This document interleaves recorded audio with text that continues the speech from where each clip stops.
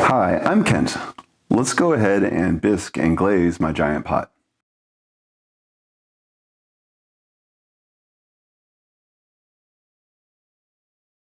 In my last video, I decided to take on the task of hand building a giant pot for some houseplants that I got. I haven't hand built anything in a long time, and I've never attempted anything this big. So just getting the pot to the point where it was together was a bit of a task. So if you haven't seen that last video, go ahead and check that out. I got it all the way to the point where it was bone dry and ready to go in. There was a crack that was starting to develop in the bottom before I put it in the bisque. I'm hoping it'll turn out okay. The kiln is cool. Let's pull out the giant pot. The crack didn't go away. Oh, heavy. Oh, spin this a little bit. You guys can barely see this. So the crack is still there, unfortunately, and it goes from wall to wall at this point. I see a tiny one here. There's one here on the edge as well. However, it did not explode, so it's still in one piece. I think these cracks are small enough that I can just glaze them together. Let's flip it over and check out the bottom. The bottom is starting to separate. Oh no.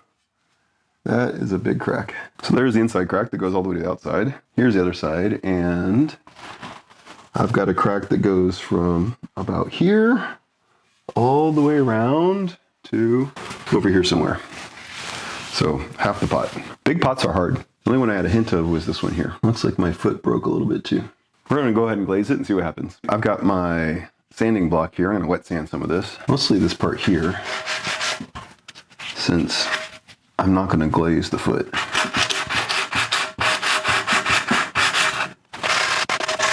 Yay for diamond sanding blocks. All right, that looks pretty good. I think the rest I'm just gonna leave all the imperfections. So next, I'm gonna sponge it off. Get rid of some of this dust that's still on it. Can you see what I'm doing? I can't. So I want to move this around as little as possible. One, it is heavy, and two, I don't want to break it. So let's go ahead and flip it right side up. I'll talk about my glazing plan.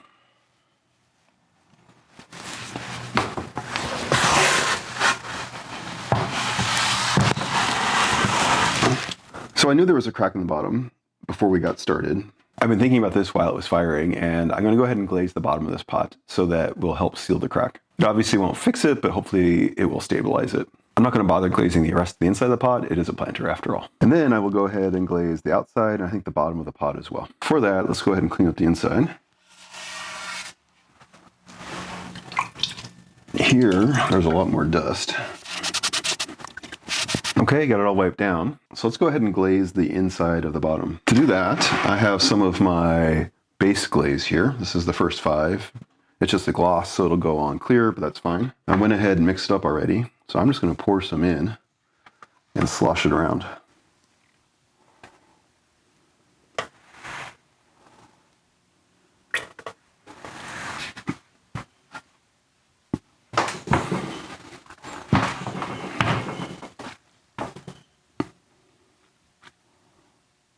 Swirl this around the edges some.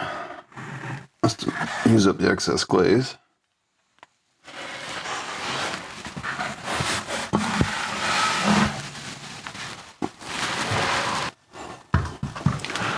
All right, there we go.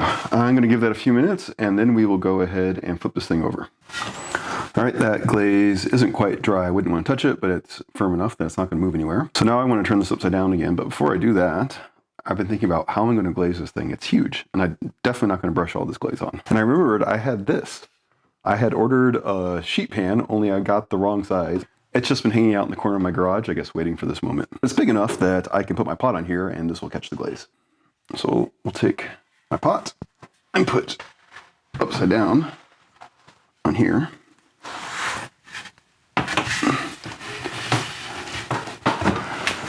Here we go. So now I can just pour the glaze on and this will catch it. So I've been talking to a few friends about this pot and they keep asking, what am I going to glaze it in? And I finally decided. So here's the glaze I'm going to use. Obviously this isn't the final color. This is manganese.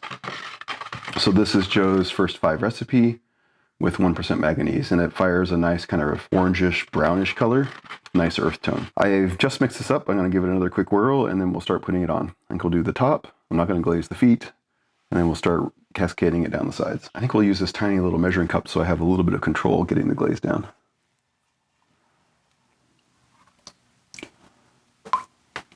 Pour some on.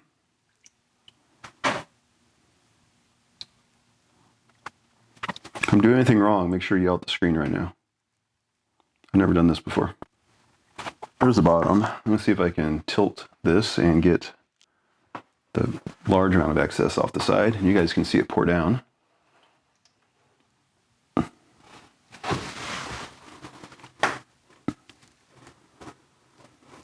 That worked pretty well. All right, let's spin it and see if we can get the sides. Oops.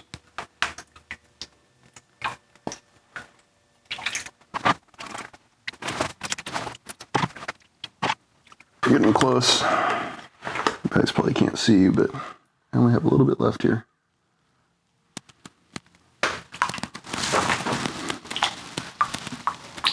All right, I've made it all the way around. Problem is now the pot's sitting in a pool of glaze. So I'm gonna turn it right side up again. I think the edges are dry enough. Bro.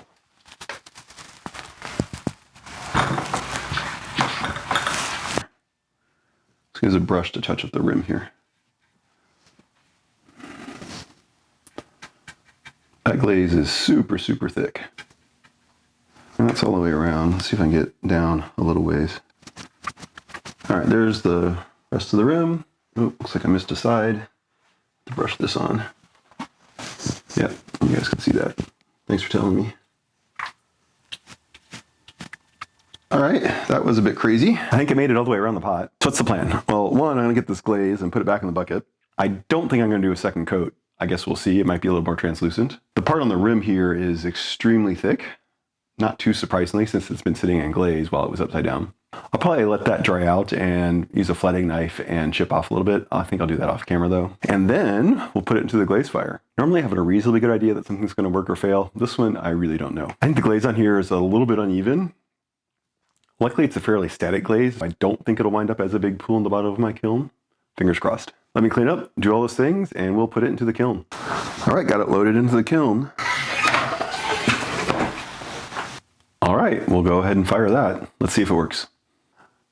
My kiln is cool, and since you clicked on the video, you already know what happened. Things did not exactly go according to plan. Before I talk about the bad and what happened with the pot, let's talk about some of the good. The good news is my kiln fired fine, and my pot didn't actually explode into 1,000 pieces, although it seems it was trying. And the few other pots I had in there were also unscathed. I figured worst case with this pot is it would actually go and damage my kiln, so that didn't happen. There was one tiny little spot that stuck, but I've had worse failures with my kiln shells with just my tiny pots. So that luckily was just fine. So here is the carnage. So my little crack turned into a giant crack. And you can see daylight all the way through. I don't know if you can see that, but yeah, all the way through. There was a little one on the rim. I don't know if it was this one or this one over here that got much larger. And down here, the whole bottom separated, so I can turn that around and show you better. Here, there's this giant crack all the way through, and it split right there. And looking at this a little bit more closely, there are a pattern to the cracks. So there's some here, there's a horizontal seam here, one here, some more going this way. There's this vertical one here,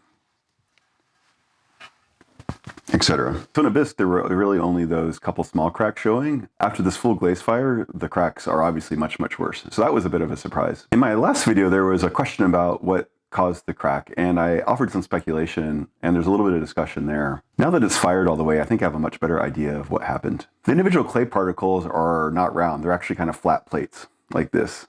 The way the plates are oriented in the clay matters. When you throw on a wheel, the process of bringing in the walls and bringing up the walls tends to orient a lot of those little platelets so that they are around the outside of the pot and basically parallel to the walls of the pot. And one of the common failures for attaching a handle is that the orientation of those little platelets is different. What happens when it fires is those platelets start to melt and shrink together, and they shrink differently based upon their orientation. So when a handle winds up being attached to a pot, like these might be oriented one way and the handle is oriented a different way, and that change in orientation is a place where the clay will shrink at different rates and potentially cause a crack. By slipping and scoring, you're introducing a region where you've disrupted that orientation and hopefully can make that transition better. When I slip cast my pots, all of those particles are basically in a random orientation. The deflocculant keeps all those clay particles suspended by playing with the electrical charge of the little particles, and when they get poured in, they're all situated in all sorts of different directions.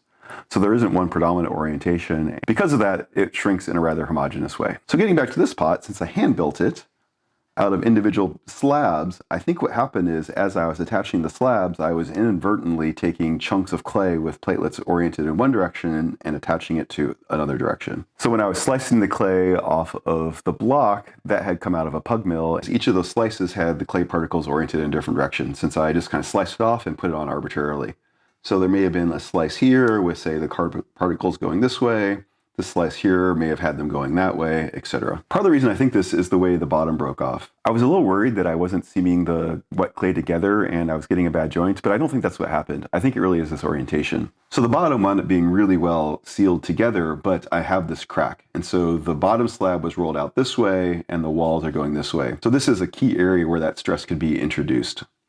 The bottom wants to shrink one direction and the walls want to shrink a different direction. So I think this giant failure over here is really emblematic of that. And it is possible I didn't get all the seams pressed together. Maybe it's a combination of both. I'm not quite convinced of my glazing job here, assuming the pot would have cracked. I think it would have been okay. I probably would have been better off putting a second coat on the walls. The bottom itself, I think, has much more of the glaze I was looking for. And again, that's just a difference in process. The thing's so large. Normally I will just dip my pots. This one I couldn't dip. That's more of a note to future self.